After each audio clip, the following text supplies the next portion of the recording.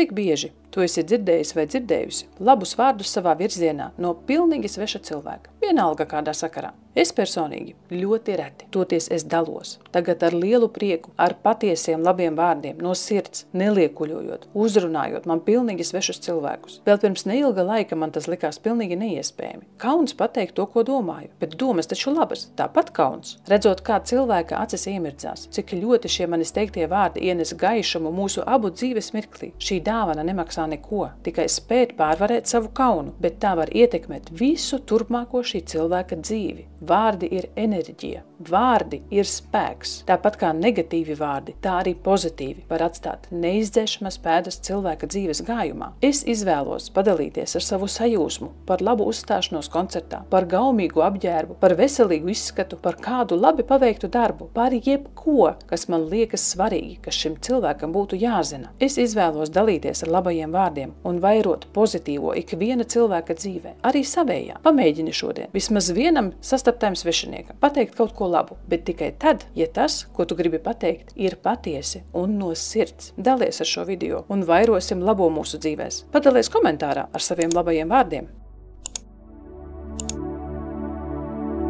Lasi visu sīkāk par Silent Subliminal subliminal.lv mājaslapā.